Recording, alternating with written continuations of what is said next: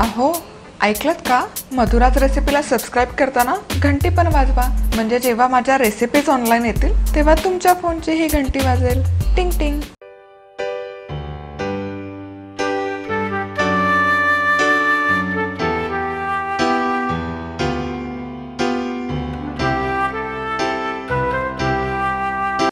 नमस्कार, मी मधुराज रेसिपी मराठीमध्ये तुम्हा सर्वांचं खूप खूप खूप मनापासून स्वागत.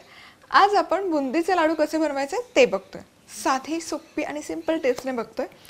आणि लाडू बनवायच्या आधी अर्थातच नेहमीसारखं एक किंग सरप्राईज आहे व्हिडिओमध्ये. व्हिडिओच्या शेवटी कधीही असेल, but it's a king size surprise. It's like my dream come true. तर कळेल तुम्हाला थोड्या वेळात. तर बुंदीचे लाडू करण्यासाठी इथे 2 कप बेसन मी घेतलेलं आहे. 2 कप बेसनमध्ये आपण पाणी घालणार आहोत. थोडं थोडं पाणी घालून याचा घोळ करून घ्यायचा. ॲट अ टाइम सगळं पाणी घालायचं नाही, अदरवाईज त्याच्या गुठळ्या होतात बेसनच्या. त्यामुळे थोडं थोडं पाणी घालायचं आणि मिक्स करत जायचं. शक्यतो बीटर घ्यायचा, त्याने गुठळ्या छान असा ब्रेक होतात. थोडं थोडं पाणी घालून मिसळत जायचं. आणि इथे तुम्ही बघू शकाल गुठळ्या आता अजिबात राहिलेल्या नाही आहेत. छान असं दाटसर झालेलं आहे. थोडंसं आपल्याला मीडियम कन्सिस्टन्सीचं करायचं. साधारण बटाटा भजी वगैरे त्यासाठी जसं बॅटर बनवतो तसं. खूप सैलही नाही आणि खूप घट्टही नाही. तर 2 कप बेसन असेल तर साधारण 1.25 कप पाणी पुरेसं होतं. त्यापेक्षा जास्त लागत नाही. 2 वाट्या घेतलं तर 1.25 वाटी पाणी. आणि हे परफेक्ट कन्सिस्टन्सी आहे. तुम्ही बघू शकाल छान असं फ्लोईंग झालेलं आहे. एक तार अशी येते. तुम्ही असं हे बॅटर चमच्यात घेऊन सोडा. छान असं एकसारखं ते ड्रॉप होतं. दॅट मीन्स ची कन्सिस्टन्सी खूप छान झाली. आता हे 3 ते 4 मिनिट असं मी एकसारखं बीट करून घेणार आहे. सरप्राईज कळेल तुम्हाला थोड्याच वेळात.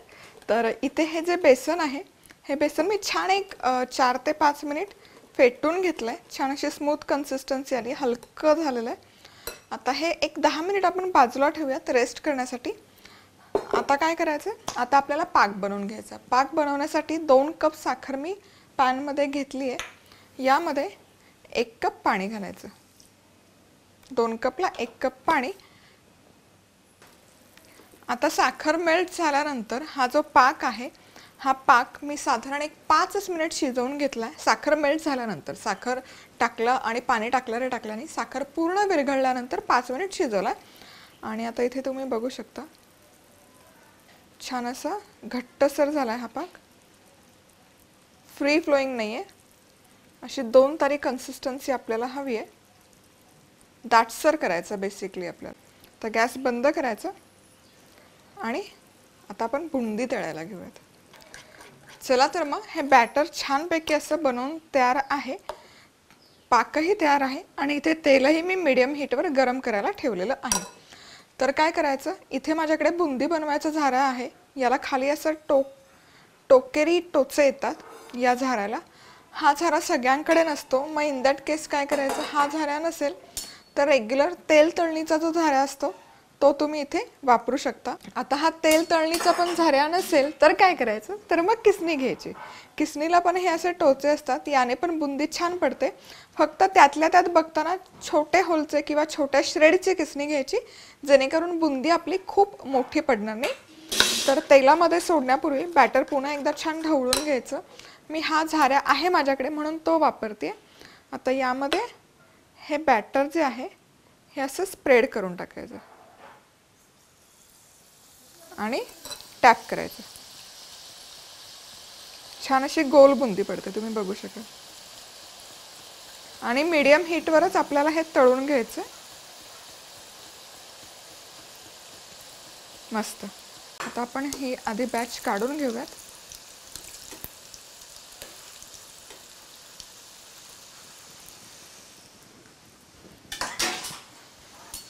आता ही पहिली बॅच जी झालेली आहे ही आधी आपण काढून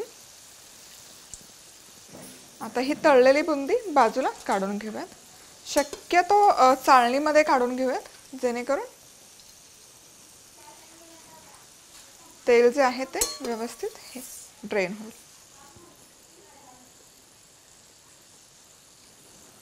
आता पहिली बॅच काढून घेतलेली आहे. काय करायचं, प्रत्येक बॅच काढून झालं खाली जर इथे तुम्हाला बुंदीचं बॅटर दिसलं, आता हा प्रॉपर बुंदीचा झारा आहे त्यामुळे इथे काही ओघळ लागलेले नाही आहेत. पण तुम्ही हा रेग्युलर घरातला झारा वापरला किंवा किसनी वापरली तर इथे खाली ओघळ येणार. ते ओघळ हाताने असे वाईप करून घ्यायचे म्हणजे पुढची जी बॅच आहे बुंदीची ती छान गोल पडते. आणि प्रत्येक बॅचला शक्यतो असं पीठ ढवळून घ्यायचं. हे असं पीठ घालायचं चमचाभर आणि हाताने टॅप करायचं.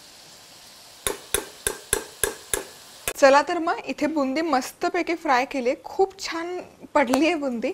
त्याचबरोबर जो साखरेचा पाक आपण आधी बनवून घेतला होता हा पाक मी पुन्हा एकदा गरम करून घेतला, ते गरजेचं आहे. आता त्या पाकामध्ये पहिले ही आपण बुंदी घालूयात. मस्त. आणि यामध्येच मनुके, काजूचे तुकडे आणि बदामाचे काप आणि वेलची पूड. आता हे सगळं व्यवस्थित मिक्स करून घेऊयात.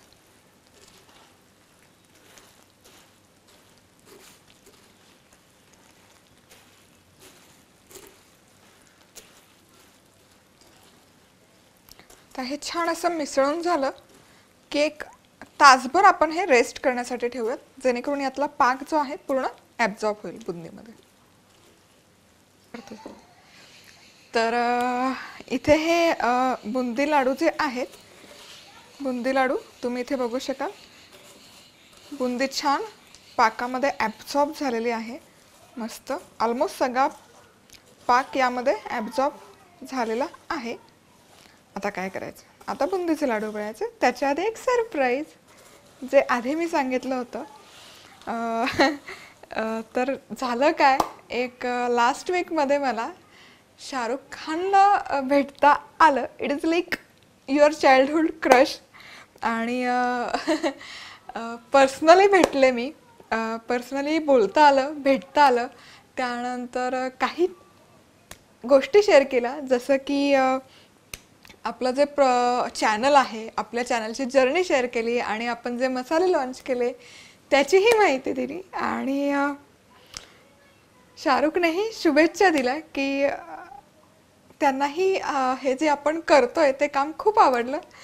आणि मला आता वर्ड्स नाही आहेत एक्सप्लेन करायला. तर it's like dream come true की लहानपणापासून तुमचा जो फेवरेट स्टार असतो त्याला अचानक तुम्हाला भेटता येतं, त्यासारखी दुसरी गंमत नाही. आणि मेन थिंग म्हणजे मला तेवढा वेळ मिळाला की आपलं जे प्रॉडक्ट आहे मधुराज रेसिपी मसाले आहे किंवा ही जी आपली जर्नी आहे ती शेअर करण्यासाठी. So that was a surprise. माझ्यासाठी हे बेस्ट दिवाळी गिफ्ट झालं. तर आता हे लाडू आपण वळायला सुरुवात करूयात. हे मिश्रण घ्यायचं आणि छान याचे लाडू वळायचे. थोडंसं प्रेस करून करून वळावे लागतात बुंदीचे लाडू, म्हणजे जितके सहजतेने बेसन लाडू किंवा रवा लाडू वळले जातात तितक्या सहजतेने हे काम होत नाही.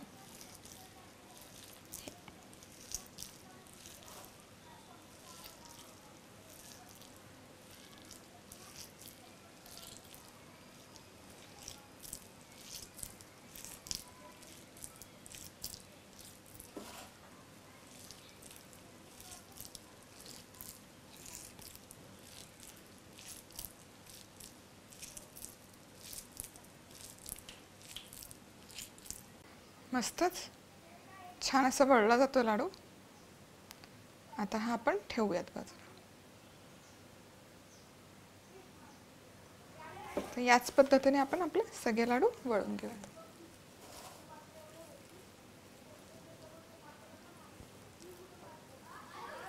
चला तर मग बुंदीचे लाडू बनवून तयार आहेत. सरप्राईज कसं वाटलं नक्की सांगा. मला तर खूप मजा आली. आणि मेन म्हणजे शाहरुख खानने मसाल्याचं कौतुक केलं आणि तुमच्या ड्रीम सेलिब्रिटीने असं मस्त हातबीत टाकून फोटो काढून घेणं, it's nothing like that. So enjoy केला मी तो मुमेंट. तर लाडूही बनवून बघा. गोड बातमी, गोड पदार्थ बनवून तुम्हाला दाखवली, सांगितली. लाडू इथे नाही आहेत कारण पुढच्या रेसिपीची तयारी चालू आहे. लाडू लाडू लाडू बऱ्यापैकी फस्त करून झालेले आहेत. मंथनला प्रचंड आवडतात बुंदीचे लाडू, त्यातल्या त्यात फ्रेश असेल तर त्याला कंट्रोल होत नाही. पुन्हा भेटूयात पुढच्या रेसिपीबरोबर. सबस्क्राईब करायला विसरू नका. तोपर्यंत मस्त राहा, खुश राहा, आनंदी राहा आणि सगळ्यात महत्त्वाचं खात राहा.